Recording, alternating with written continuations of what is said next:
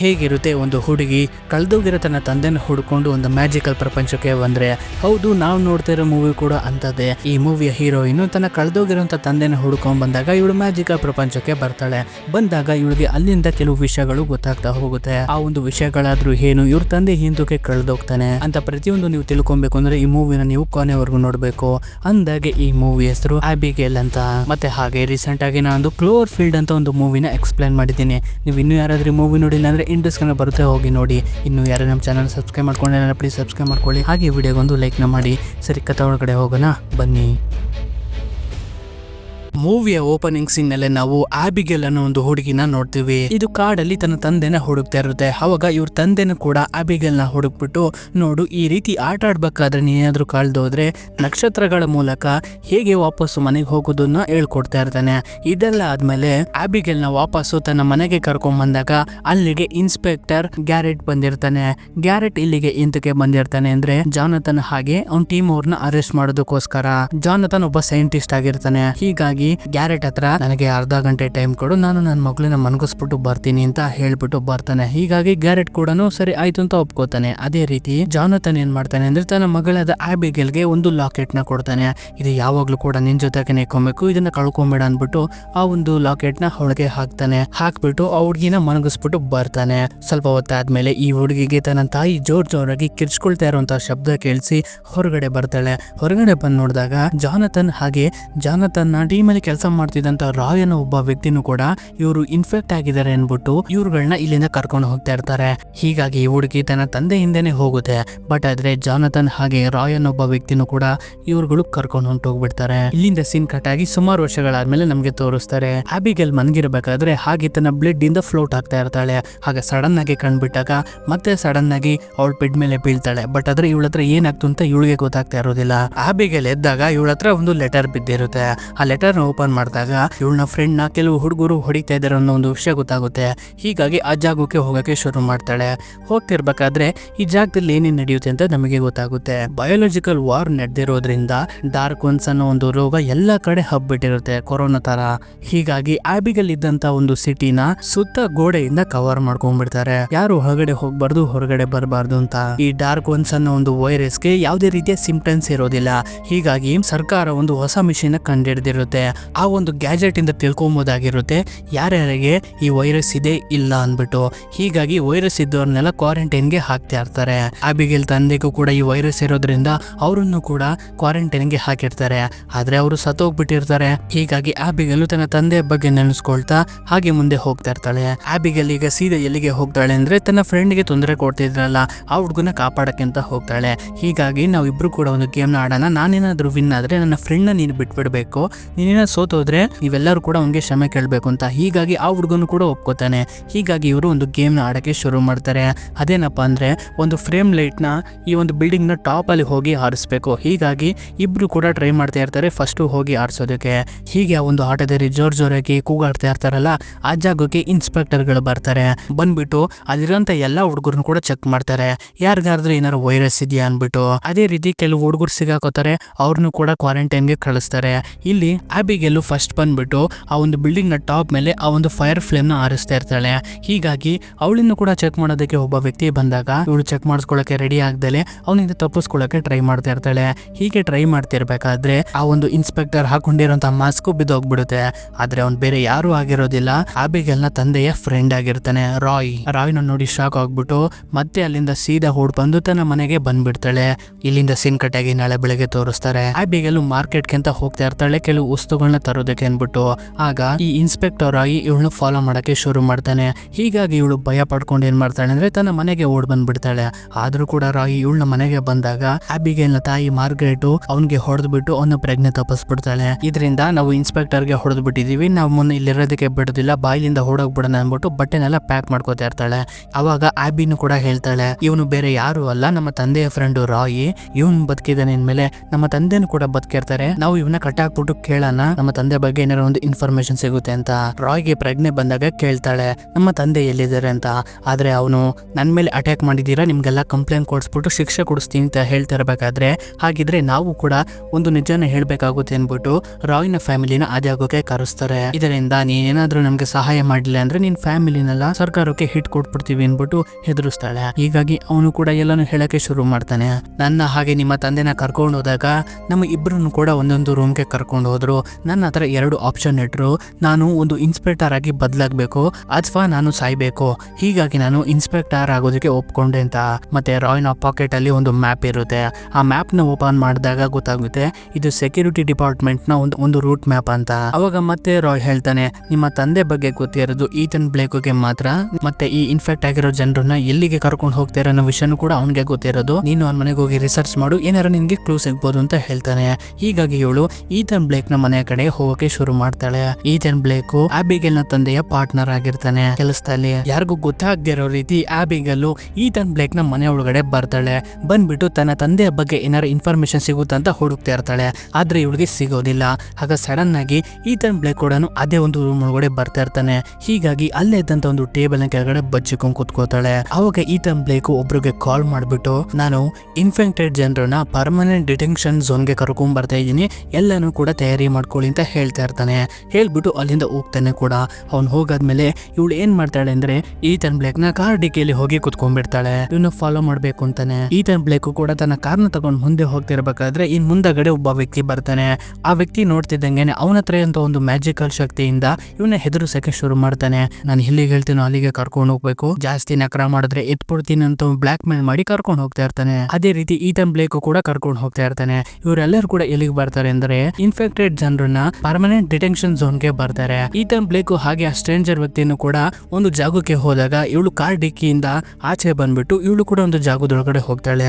ಹಾಗೆ ಮುಂದೆ ಹೋಗ್ತಿರ್ಬೇಕಾದ್ರೆ ಇನ್ಸ್ಪೆಕ್ಟರ್ಸ್ ಎಲ್ಲರೂ ಕೂಡ ಇನ್ಫೆಕ್ಟ್ ಆಗಿರೋ ವ್ಯಕ್ತಿಗಳನ್ನ ಒಂದು ಟನಲ್ ಒಳಗಡೆ ಕಳಿಸ್ತಾ ಇರ್ತಾರೆ. ಆಗ ನೋಡ್ತಿದ್ದಂಗೆನೆ ಹೊರಗಡೆ ಒಂದು ಸೈರನ್ ಆಗುತ್ತೆ. ಏನಾಗಿರ್ಬೋದು ಅಂತ ಆಬಿಗೆಲ್ ಆಚೆ ಬಂದು ನೋಡಿದ್ರೆ 2 ಗ್ರೂಪ್ ತುಂಬಾನೇ ದೊಡ್ಡದಾಗಿ ಜಗಳ ಆಡ್ತಾ ಇರ್ತಾರೆ. ಆದ್ರೆ ಗನ್ ಯೂಸ್ ಮಾಡಿ ಅಲ್ಲ, ಅವ್ರ ಹತ್ರ ಇರುವಂತ ಒಂದು ಮ್ಯಾಜಿಕಲ್ ಪವರ್ ಗಳನ್ನ ಯೂಸ್ ಮಾಡ್ಬಿಟ್ಟು. ಹೀಗಾಗಿ ಇವಳು ಈ ಜಾಗದಿಂದ ಓಡೋಗ್ಬಿಡೋಣ ಅನ್ಬಿಟ್ಟು ಓಡೋಗ್ತಿರ್ಬೇಕಾದ್ರೆ ಇವಳ ಮೇಲೂ ಕೂಡ ಅಟ್ಯಾಕ್ ಆಗ್ಬಿಡುತ್ತೆ. ಈ ಒಂದು ಅಟ್ಯಾಕ್ ಅಲ್ಲಿ ಇವಳು ಪ್ರೆಗ್ನೆಂಟ್ ತಪ್ಪೋಗ್ಬಿಡ್ತಾಳೆ. ಹಾಗೆ ಇವ್ರ ತಂದೆ ಕೊಟ್ಟಿರೋಂತ ಒಂದು ಲಾಕೆಟ್ ಕೂಡ ಬಿದ್ದೋಗ್ಬಿಡುತ್ತೆ. ಆದ್ರೆ ಬೈಲ್ ಅನ್ನೋ ಒಬ್ಬ ವ್ಯಕ್ತಿ ಇವಳನ್ನ ಎತ್ಕೊಂಡು ಆ ಜಾಗದಿಂದ ಹೊರಟೆ ಹೋಗ್ಬಿಡ್ತಾನೆ. ಇವಾಗ ನಾವು ಆಬಿಗೆಲ್ ಅವ್ರ ತಂದೆ ಜೊತೆ ಇರುವಂತ ಒಂದು ಮೆಮೊರಿನ ನಾವು ನೋಡ್ತೀವಿ. ಆಬಿಗೆಲ್ ಕೇಳ್ತಾಳೆ ಈ ಒಂದು ಬೌಂಡ್ರಿ ಹಾಕಿದ್ರಲ್ಲ, ಬೌಂಡ್ರಿ ಆಚೆ ಕಡೆ ಏನಿದೆ ಅಂತ. ಅದಕ್ಕೆ ಅವ್ರ ತಂದೆನೂ ಕೂಡ ಅದನ್ನೆಲ್ಲ ನಾವು ಹೇಳಕ್ ಆಗೋದಿಲ್ಲ, ಬಟ್ ಆದ್ರೆ ನಿನಗೆ ಒಂದು ಕತೆ ಹೇಳ್ತೀನಿ ಅಂತ ಹೇಳೋಕೆ ಶುರು ಮಾಡ್ತಾನೆ. ಒಂದು ಊರಲ್ಲಿ ಒಬ್ಬ ರಾಜ ಇರ್ತಾನೆ. ಆ ರಾಜನ ರಾಜ್ಯದಲ್ಲಿ ಕೆಲವು ಜನಗಳಿರ್ತಾರೆ. ಆ ಜನಗಳಲ್ಲೂ ಕೂಡ ಕೆಲವು ಸ್ಪೆಷಲ್ ವ್ಯಕ್ತಿಗಳಿರ್ತಾರೆ. ಅಂದ್ರೆ ಅವ್ರುಗಳನ್ನ ಸ್ಟ್ರೇಂಜರ್ಸ್ ಅಂತ ಕರೀತಾರೆ. ಈ ಸ್ಟ್ರೇಂಜರ್ಸ್ ಗಳು ನಾರ್ಮಲ್ ಆಗಿರುವಂತ ಪೀಪಲ್ ಗಳಲ್ಲ. ಇವ್ರಗಳಿಗೆ ಕೆಲವು ಪವರ್ಸ್ ಗಳಿರುತ್ತೆ. ಮ್ಯಾಜಿಕ್ ಮಾಡುವಂತ ಒಂದು ಪವರ್. ಆದ್ರೆ ರಾಜನಿಗೂ ಕೂಡ ಒಂದು ಪವರ್ ಇರುತ್ತೆ, ಮ್ಯಾಜಿಕ್ ಮಾಡುವಂತ ಪವರ್. ಆದ್ರೆ ರಾಜನಿಗೆ ದುರಾಸೆ ಜಾಸ್ತಿ ಇರುತ್ತೆ. ಎಲ್ಲಾ ಪವರ್ನು ನಾನು ಒಬ್ನೇ ಯೂಸ್ ಮಾಡ್ಬೇಕು, ನಾನೇ ಎಲ್ಲರನ್ನು ಕೂಡ ಹಾಳ್ಬೇಕು ಅನ್ನೋ ಒಂದು ಆಸೆ ಆ ರಾಜಂಗೆ. ಇದರಿಂದ ಪವರ್ಸ್ ಇರುವಂತ ವ್ಯಕ್ತಿಗಳನ್ನೆಲ್ಲ ಕರ್ಕೊಂಡ್ ಬಂದ್ಬಿಟ್ಟು ಅವರಲ್ಲಿರುವಂತ ಶಕ್ತಿನೆಲ್ಲ ಕಿತ್ಕೋತಾ ಇರ್ತಾನೆ. ಹೀಗಾಗಿ ಇವರೆಲ್ಲರೂ ಕೂಡ ನೆಮ್ಮದಿಯಿಂದ ಬದುಕಬೇಕು ಅನ್ಬಿಟ್ಟು ಆ ಒಂದು ಸ್ಟ್ರೇಂಜರ್ಸ್ ಪೀಪಲ್ ಅಲ್ಲಿ ಒಬ್ಬ ವ್ಯಕ್ತಿ ಒಂದು ಡಿವೈಸ್ ನ ಇನ್ವೆಂಟ್ ಮಾಡ್ತಾನೆ. ಆ ಡಿವೈಸ್ ಏನ್ ಕೆಲಸ ಮಾಡುತ್ತೆ ಅಂದ್ರೆ ಸ್ಟ್ರೇಂಜರ್ಸ್ ವ್ಯಕ್ತಿಗಳು ಇರ್ತಾರಲ್ಲ ಅವ್ರಗಳ ಕಣ್ಣು ಹೊಳೆಯುತ್ತೆ ತುಂಬಾನೇ. ಅವ್ರ ಹತ್ರ ಪವರ್ ಇದೆ ಅಂತ ಗೊತ್ತಾಗ್ಬಿಡುತ್ತೆ ಈಸಿಯಾಗಿ. ಹೀಗಾಗಿ ಆ ಡಿವೈಸ್ ಆ ಒಂದು ಹೊಳೆಯೋ ಕಣ್ಣನ್ನ ನಾರ್ಮಲ್ ಕಣ್ಣಾಗಿ ಬದಲಾಯಿಸುವಂತ ಒಂದು ಪವರ್ ಇರುತ್ತೆ ಆ ಒಂದು ಡಿವೈಸ್ಗೆ. ಆದ್ರೆ ರಾಜನ್ಗೆ ಇದು ಇಷ್ಟ ಇರೋದಿಲ್ಲ. ರಾಜನ್ಗೆ ಪವರ್ಗಳು ವ್ಯಕ್ತಿಗಳು ಗೊತ್ತಾಗ್ತಿದೆ ಅವ್ರಗಳನ್ನ ಕಣ್ಣನ್ನು ನೋಡಿ. ಹೀಗಾಗಿ ಈ ವ್ಯಕ್ತಿ ಈ ಒಂದು ಡಿವೈಸ್ ನ ಇನ್ವೆಂಟ್ ಮಾಡಿರೋದ್ರಿಂದ ಒಂದು ಸುಳ್ಳು ಸುದ್ದಿನ ಹಬ್ಬಿಸ್ತಾನೆ. ಒಂದು ರೋಗ ಬಂದಿದೆ ಅನ್ಬಿಟ್ಟು ಆ ಇನ್ವೆಂಟ್ ಮಾಡಿರೋಂತ ವ್ಯಕ್ತಿಯನ್ನು ಕೂಡ ಅರೆಸ್ಟ್ ಮಾಡಿಸ್ತಾನೆ. ಹಾಗೆ ಆ ಒಂದು ಡಿವೈಸ್ ನ ಕೂಡ ಆಕ್ರಮಣ ಮಾಡ್ಕೋತಾನೆ. ಅಂದ್ರೆ ಇಲ್ಲಿ ನಮಗೆ ಗೊತ್ತಾಗುತ್ತೆ ಆ ಇನ್ವೆಂಟರ್ ಬೇರೆ ಯಾರು ಅಲ್ಲ, ಈ ಜಾನತನ್ ಅಂತ. ಹೀಗಾಗಿ ಜಾನತನ್ ಅರೆಸ್ಟ್ ಮಾಡ್ಕೊಂಡು ಕರ್ಕೊಂಡು ಹೋಗಿದ್ದು ಅವನು ಈ ತರ ಒಂದು ಡಿವೈಸ್ ನ ಕಂಡು ಹಿಡಿದಿರೋದ್ರಿಂದಾನೆ. ಅವಾಗ ಆಬಿಗೆಲ್ಗೆ ಪ್ರಜ್ಞೆ ಬರುತ್ತೆ. ಪ್ರಜ್ಞೆ ಬಂದಾಗ ಇವಳು ಒಂದು ಜಾಗದಲ್ಲಿ ಇರ್ತಾಳೆ. ಆ ಜಾಗದಿಂದ ಆಚೆ ಬಂದಾಗ ಇವಳಿಗೆ ಗೊತ್ತಾಗೋದು ಇದು ಮ್ಯಾಜಿಕಲ್ ಪ್ರಪಂಚ ಅಂತ. ಅಂದ್ರೆ ಇಲ್ಲಿರುವಂತ ಜನರೆಲ್ಲ ಮ್ಯಾಜಿಕಲ್ ಶಕ್ತಿ ಇರುವಂತ ಒಂದು ಜನರು. ಆಗ ಅದೇ ಜಾಗಕ್ಕೆ ಸ್ಪೆನ್ಸರ್ ಅನ್ನೋ ಒಬ್ಬ ವ್ಯಕ್ತಿ ಬರ್ತಾನೆ. ಬಂದ್ಬಿಟ್ಟು ಮಗು ನಿನ್ನ ಒಳಗಡೆ ಒಂದು ಶಕ್ತಿ ಇದೆ, ಅದು 100 ಜನರಲ್ಲಿ ಒಬ್ಬರಿಗೆ ಮಾತ್ರ ಸಿಗೋದು. ಆದ್ರೆ ಅದನ್ನ ನೀನು ಹೇಗೆ ಯೂಸ್ ಮಾಡ್ಬೇಕು ಅನ್ನೋದು ನಿನಗೆ ಗೊತ್ತಿಲ್ಲ. ಅದನ್ನೇನಾದ್ರೂ ನೀನ್ ತಿಳ್ಕೊಂಡ್ರೆ ನಮ್ಗೆ ತುಂಬಾನೇ ಹೆಲ್ಪ್ ಆಗುತ್ತೆ ಅಂತ. ನಿಮ್ಮೆಲ್ಲರಿಗೂ ಕೂಡ ಒಂದು ಡೌಟ್ ಬಂದಿರ್ಬೋದು, ಆಬಿಗೆಲ್ ಕೂಡ ಒಂದು ಸೂಪರ್ ಪವರ್ ಇರುವಂತ ಒಂದು ಹುಡುಗಿ. ಹಾಗಿದ್ರೆ ಇವಳು ಅಷ್ಟು ದಿನ ಆ ಜಾಗದಲ್ಲಿ ಇದ್ಲಲ್ಲ ಏನ್ ತುಕೆ ಸಿಗಾಕೊಳ್ಳಿಲ್ಲ ಅಂತ. ಯಾಕೆ ಅಂದ್ರೆ ಆಬಿಗೆಲ್ ನ ತಂದೆಯಾದ ಜಾನಥನ್ ಚಿಕ್ಕ ವಯಸ್ಸಲ್ಲಿ ಒಂದು ಲಾಕೆಟ್ ನ ಹಾಕಿರ್ತಾನಲ್ಲ, ಆ ಲಾಕೆಟ್ ಇವಳು ಪವರ್ ನ ಹೈಡ್ ಮಾಡ್ತಿತ್ತು. ಹೀಗಾಗಿ ಇವಳು ಸಿಗಾಕೋತಿರ್ಲಿಲ್ಲ. ಆದ್ರೆ ಆಬಿಗಲ್ ನ ತಾಯಿ ಒಬ್ಳು ನಾರ್ಮಲ್ ಹ್ಯೂಮನ್ ಆಗಿದ್ಲು, ಹೀಗಾಗಿ ಅವಳು ಕೂಡ ಸಿಗಾಕೋತಿರ್ಲಿಲ್ಲ. ಈ ಒಂದು ಮ್ಯಾಜಿಕಲ್ ಜನ ಇರುವಂತ ಜಾಗಕ್ಕೆ ಅವಾಗ ಇನ್ಸ್ಪೆಕ್ಟರ್ ಎಲ್ಲರೂ ಕೂಡ ರೈಡ್ ನ ಮಾಡ್ತಾ ಇರ್ತಾರೆ. ಆದ್ರೆ ಅವಾಗ ಎಲ್ಲಾನು ಕೂಡ ಸ್ಟ್ರೇಂಜರ್ಸ್ ವ್ಯಕ್ತಿಗಳೆಲ್ಲ ಹೈಡ್ ಆಗ್ಬಿಡ್ತಾರೆ, ಇನ್ಸ್ಪೆಕ್ಟರ್ ಗೆ ಕಾಣದೇ ಇರೋ ರೀತಿ. ಮತ್ತೆ ಇದೇ ಜಾಗದಲ್ಲಿ ಬೇಲ್ ಅನ್ನೋ ಒಂದು ಹುಡುಗನ್ನ ನೋಡ್ತೀವಿ. ಇವನೇ ಈ ಮೂವಿಯ ಹೀರೋ, ಇವನೇ ನಮ್ಮ ಹೀರೋಯಿನ್ ಕಾಪಾಡಿದ್ದು. ಸ್ಪೆನ್ಸರ್ ಬೇಲ್ ಹತ್ರ ಹೋಗ್ಬಿಟ್ಟು, ನೋಡು ಬೇಲ್, ಈ ಹುಡುಗಿಗೆ ತುಂಬಾನೇ ಪವರ್ ಇದೆ, ಬಟ್ ಆದ್ರೆ ಈ ಹುಡುಗಿಗೆ ಯೂಸ್ ಮಾಡಕ್ ಗೊತ್ತಾಗ್ತಾ ಇಲ್ಲ, ಹೀಗಾಗಿ ನೀನು ಇವಳನ್ನ ಟ್ರೈನ್ ಮಾಡು, ನಮ್ಗೆ ತುಂಬಾನೇ ಸಹಾಯ ಮಾಡ್ತಾಳೆ ಇವಳು ಅಂತ. ಹೀಗಾಗಿ ಬೇಲ್ ಕೂಡ ನಾನು ಇನ್ನು 2 ದಿನದಲ್ಲಿ ಅಟ್ಯಾಕ್ ಮಾಡಬೇಕು ಅಂದ್ಬಿಟ್ಟು ಎಲ್ಲ ಪ್ಲಾನಿಂಗ್ ನ ಮಾಡ್ಕೊಳ್ತಾ ಇದ್ದೀನಿ, ಈ ಕೆಲಸ ಬೇರೆ ಕೊಡ್ತಾ ಇದೆಯಾ, ಸರಿ ಹಾಗಿದ್ರೆ ನಾನು ಒಂದ್ ಸೆಕ್ಷನ್ ಕೊಡ್ತೀನಿ, ಅಂದ್ರೆ ಒಂದ್ಸಲಿ ಹೇಳ್ಕೊಡಕ್ಕೆ ಟ್ರೈ ಮಾಡ್ತೀನಿ, ಅಷ್ಟರಲ್ಲಿ ಇವಳು ಕಲ್ತ್ಕೊಂಡ್ರೆ ಸರಿ, ಇಲ್ಲ ಅಂದ್ರೆ ಇಲ್ಲ ಅಂತ. ಹೀಗಾಗಿ ಆಬಿಗೇಲ್ಗೆ ತನ್ನ ಪವರ್ ನ ಯೂಸ್ ಮಾಡುವಂತ ಒಂದು ಟ್ರೈನಿಂಗ್ ನ ಕೊಡ್ತಾ ಇರ್ತಾನೆ. ನೀನು ನಿನ್ನ ಮೈಂಡ್ ಪವರ್ ನೆಲ್ಲಾನು ಕೂಡ ನಿನ್ನ ಕೈಯಲ್ಲಿ ಇರುವಂತ ಒಂದು ಇಂಜಿನ್ ಮೇಲೆ ಫೋಕಸ್ ಮಾಡು, ಅವಾಗ ನಿನ್ ಪವರ್ ಅದ್ರ ಒಳಗಡೆಯಿಂದ ಪಾಸ್ ಆಗುತ್ತೆ ಅಂತ. ಆದ್ರೆ ಇದು ಆಬಿಗೇಲ್ಗೆ ಹಾಕ್ತಾ ಇರೋದಿಲ್ಲ, ಹೀಗಾಗಿ ಅದರಿಂದ ಫೇಲ್ ಆಗ್ತಾಳೆ.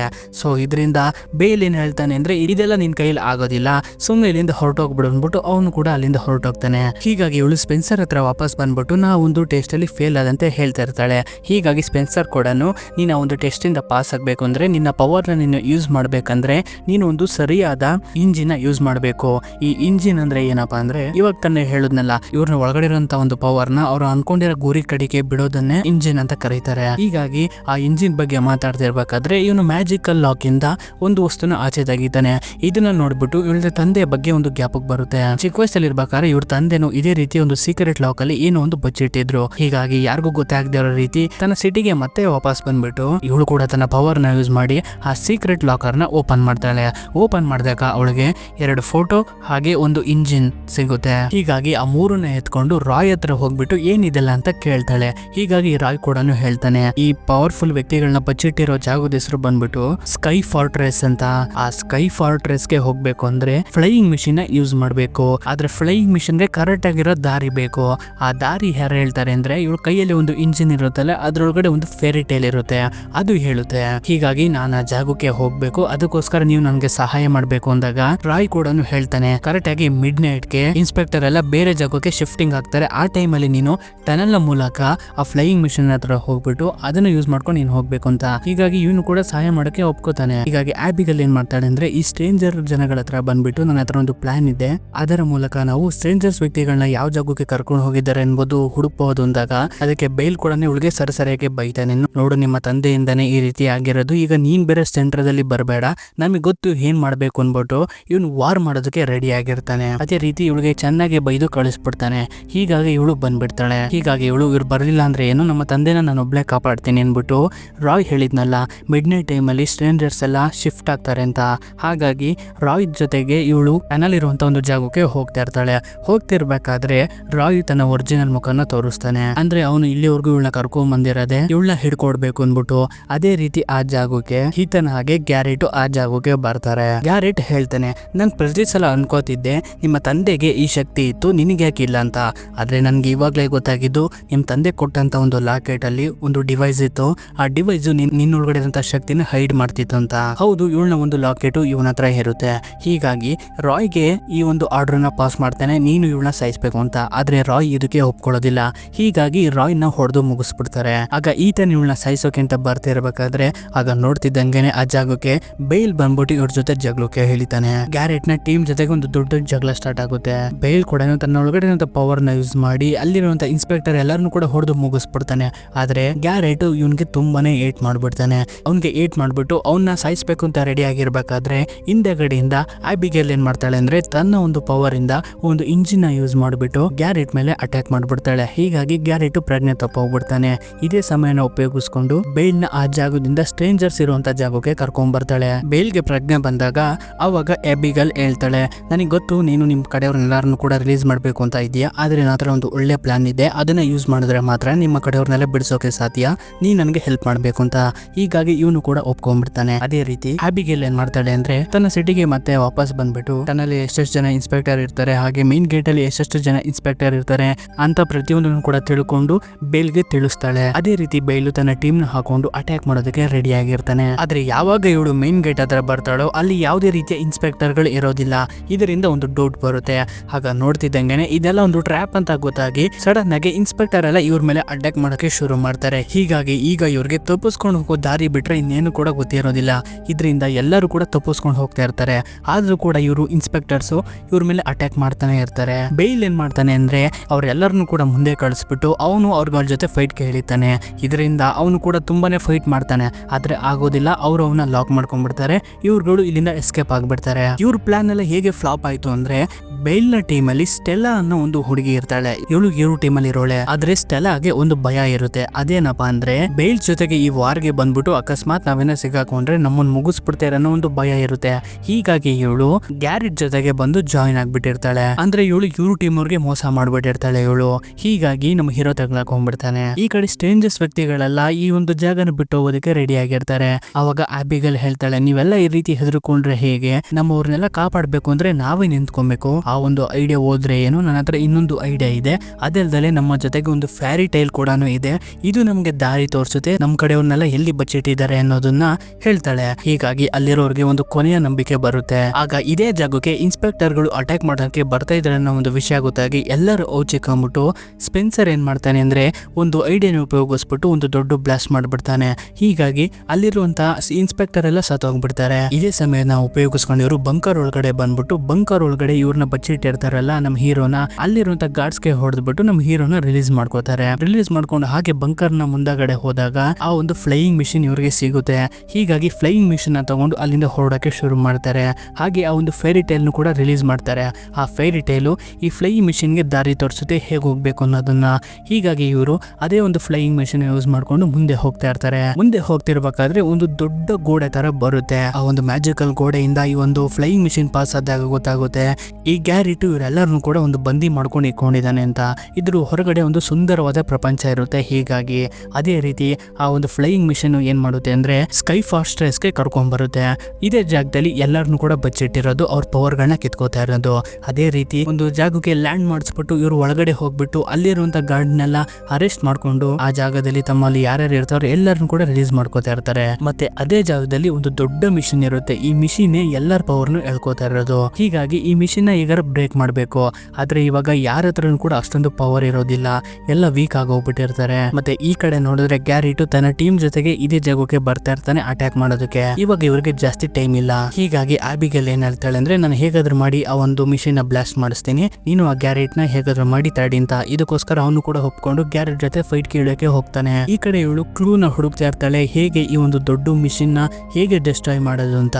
ಅವಾಗ ಇವ್ರ ತಂದೆ ಮೆಮೊರಿ ಇವಳಿಗೆ ಮತ್ತೆ ಕಾಣಿಸಕ್ಕೆ ಶುರುವಾಗುತ್ತೆ. ಆ ಒಂದು ದೊಡ್ಡ ಮಿಷಿನ್ ನ ನೀವು ಡಿಸ್ಟ್ರಾಯ್ ಮಾಡ್ಬೇಕು ಅಂದ್ರೆ ತುಂಬಾನೇ ಪವರ್ ಬೇಕಾಗಿರುತ್ತೆ. ಅಷ್ಟು ಪವರ್ ಜನರೇಟ್ ಮಾಡುವಂತಹ ಒಂದು ಇಂಜಿನ್ ನ ಇವಳು ಕಂಡುಹಿಡಿಬೇಕಾಗಿರುತ್ತೆ. ಆ ಒಂದು ಕ್ಲೂನು ಕೂಡ ಇವ್ರ ತಂದೆ ಹೇಳಿರ್ತಾನೆ ಚಿಕ್ಕ ವಯಸ್ಸಲ್ಲಿ. ಅದು ಮತ್ತೆ ಗ್ಯಾಪಕ್ ಬರುತ್ತೆ. ಅದೇನಪ್ಪಾ ಅಂದ್ರೆ ಒಂದು ಬಾಕ್ಸ್ ಶೇಪ್ ಇಂಜಿನ್, ಹಾಗೆ ಒಂದು ರೌಂಡ್ ಶೇಪ್ ಇಂಜಿನ್, ಹಾಗೆ ಒಂದು ಟ್ರಯಾಂಗಲ್ ಶೇಪ್ ಇಂಜಿನ್, ಈ ಮೂರನ್ನು ಕೂಡಿಸಿದಾಗ ಒಂದು ಇಂಜಿನ್ ರೆಡಿ ಆಗುತ್ತೆ. ಈ ಒಂದು ಇಂಜಿನ್ ಅಷ್ಟು ಪವರ್ ನ ಜನರೇಟ್ ಮಾಡಬಹುದಾಗಿರುತ್ತೆ.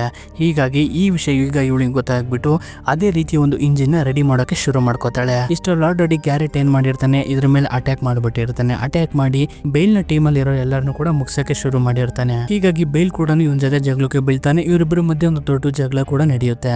ಒಬ್ರಿಗೊಬ್ರು ಹೊಡೆದಾಡ್ಕೋತಾರೆ. ನಮ್ಮ ಹೀರೋ ಚೆನ್ನಾಗಿ ಹೊಡ್ಸ್ಕೋತಾ ಇರೋದನ್ನ ನೋಡ್ಬಿಟ್ಟು ಸ್ಟೆಲ್ಲಾಗೆ ಸ್ವಲ್ಪ ಜ್ಞಾನೋದಯ ಆಗ್ಬಿಟ್ಟು ಅವನ್ನ ಕಾಪಾಡೋದಕ್ಕೆ ಅಂತ ಬರ್ತಾಳೆ. ಆದ್ರೆ ಗ್ಯಾರೆಟ್ ಅವಳನ್ನು ಕೂಡ ಬಿಡೋದಿಲ್ಲ, ಅವಳನ್ನು ಕೂಡ ಮುಗಿಸ್ಬಿಡ್ತಾನೆ. ಹೀಗಾಗಿ ಮತ್ತೆ ನಮ್ಮ ಹೀರೋ ಫೈಟ್ ಗೆ ಇಳಿತಾನೆ, ಫೈಟ್ ಆಡ್ತಾನೆ ಇರ್ತಾನೆ. ಈ ಕಡೆ ಇವಳು ಕಂಡು ಹಿಡಿತಾನೆ ಇರ್ತಾಳೆ. ಫೈನಲಿ ಆ ಒಂದು ಇಂಜಿನ್ ನ ರೆಡಿ ಮಾಡೇ ಬಿಡ್ತಾಳೆ. ರೆಡಿ ಮಾಡ್ಬಿಟ್ಟು ತನ್ನಲ್ಲಿರುವಂತ ಒಂದು ಸೂಪರ್ ಪವರ್ ನ ಅದಕ್ಕೆ ತುಂಬ್ತಾಳೆ. ತುಂಬಿದ ತಕ್ಷಣ ಅದು ಕೂಡ ಜಾಸ್ತಿ ಪವರ್ ನ ಜನರೇಟ್ ಮಾಡ್ಬಿಟ್ಟು ಒಂದು ಡಿವೈಸ್ ಎಲ್ಲ ಸ್ಟ್ರೇಂಜರ್ಸ್ ಪವರ್ ನೆಲ್ಲ ಅದು ನೋಡ್ತಿದ್ದಂಗೆನೆ ಬ್ಲಾಸ್ಟ್ ಆಗಿ ಹೋಗ್ಬಿಡುತ್ತೆ. ಹೀಗಾಗಿ ಎಲ್ಲರ ಪವರ್ ಮತ್ತೆ ವಾಪಸ್ ಅವ್ರ ಬಾಡಿ ಒಳಗಡೆನೆ ಹೊರಟೋಗ್ಬಿಡುತ್ತೆ. ಹೀಗಾಗಿ ಮತ್ತೆ ನಮ್ಮ ಹೀರೋಗೆ ತನ್ನ ಪವರ್ ಜಾಸ್ತಿ ಆಗಿರೋದ್ರಿಂದ ಮತ್ತೆ ಅವನ ಜೊತೆಗೆ ಮಸ್ತಾಗಿ ಫೈಟ್ ಮಾಡ್ತಾನೆ. ಫೈಟ್ ಮಾಡ್ಬಿಟ್ಟು ಅವನ ಕಥೆನ ಮುಗಿಸೇ ಬಿಡ್ತಾನೆ. ಹಾಗೆ ಅಲ್ಲಿ ಬಂದಿ ಮಾಡಿಕೊಂಡಿರೋಂತ ಎಲ್ಲಾ ಗಿಫ್ಟೆಡ್ ಜನರನ್ನೆಲ್ಲ ಕರ್ಕೊಂಡು ಮತ್ತೆ ಈ ಒಂದು ಸಿಟಿಗೆ ಮತ್ತೆ ವಾಪಸ್ ಬರೋಕೆ ಶುರು ಮಾಡ್ತಾರೆ. ಇವಾಗ ಈ ಸ್ಟ್ರೇಂಜರ್ಸ್ ವ್ಯಕ್ತಿಗಳು ತನ್ನ ಜೀವನನ ಆರಾಮಾಗಿ ಕಳಿಬಹುದು, ಯಾರಿಗೂ ಕೂಡ ಹೆದರ್ಕೊಳ್ದೇ ಇರೋ ಹಾಗೆ. ಮತ್ತೆ ಇವ್ರ ತಂದೆ ಇಲ್ಲಿ ಅಂತ ನೀವು ಕೇಳ್ಬೋದು, ಅವ್ರು ನಿಜವಾಗ್ಲೂ ಕೂಡ ಸತ್ತೋಗ್ಬಿಟ್ಟಿರ್ತಾರೆ. ಇನ್ನು ನಾನೇನಾದ್ರು ಬದುಕಿದ್ರೆ ನನಗೆ ಟಾರ್ಚರ್ ಕೊಟ್ಬಿಟ್ಟು ಇನ್ನು ಯಾವ ತರದ ಒಂದು ಹೊಸ ಮಿಷನ್ ನ ಕಂಡುಹಿಡಿಸ್ಕೊಂಡು ಇವ್ರು ಇನ್ನೂ ಏನಾದ್ರು ಕೆಟ್ಟ ಕೆಲಸ ಮಾಡ್ತಾರೆ ಅನ್ಬಿಟ್ಟು ಅವರು ಕೂಡ ಡೆತ್ ಆಗಿ ಹೋಗ್ಬಿಟ್ಟಿರ್ತಾರೆ. ಹೀಗಾಗಿ ಆಬಿಗಲ್ಗೆ ತನ್ನ ತಂದೆ ಕೆಲಸನ ನಾನ್ ಪೂರ್ತಿ ಮಾಡಿದೆ ಅನ್ಬಿಟ್ಟು ಒಂದು ನಂಬಿಕೆ ಬರುತ್ತೆ. ಈಗ ಇವಳಿಗೆ ಇಲ್ಲಿಗೆ ಈ ಮೂವಿ ಮುಗಿಯುತ್ತೆ. ಸೊ ಹೇಗಿತ್ತು ಮೂವಿ? ಇಷ್ಟ ಆಯ್ತಾ? ಇಷ್ಟ ಆದ್ರೆ ಒಂದು ಲೈಕ್ ಮಾಡಿ, ಇಷ್ಟ ಆಗಿನ ಡಿಸ್ಲೈಕ್ ಮಾಡಿ, ಪರವಾಗಿಲ್ಲ. ಮುಂದಿನ ಸಲ ನಿಮ್ಗೆ ಇಷ್ಟ ಆಗುತ್ತಾರೆ ಇನ್ನೊಂದು ಮೂವಿ ತಗೊಂಡ್ಬರ್ತೀನಿ. ಅದಕ್ಕೋಸ್ಕರ ನೀವು ಮಾಡಬೇಕಾಗಿರೋದಿಷ್ಟೇ, ನಮ್ಮ ಚಾನಲ್ ನ ಸಬ್ಸ್ಕ್ರೈಬ್ ಮಾಡಿ ಇಟ್ಕೊಳ್ಳೋದೊಂದೇ. ಇದೇ ರೀತಿ ಇಂಟ್ರೆಸ್ಟಿಂಗ್ ಆಗಿರೋ ಮೂವಿಗಳನ್ನ ನೋಡ್ಬೇಕನ್ಸಿದ್ರೆ ನಮ್ಮ ಚಾನಲ್ ಒಂದ್ಸಲಿ ವಿಸಿಟ್ ಮಾಡಿ ನೋಡಿ. ಸರಿ, ಮುಂದಿನ ವಿಡಿಯೋ ಜೊತೆ ನಿಮ್ಮನ್ನ ಎಂಟರ್ಟೈನ್ಮೆಂಟ್ ಮಾಡೋಕೆ ಮತ್ತೆ ಬರ್ತೀನಿ. ಅಲ್ಲಿವರೆಗೂ take care, love you all.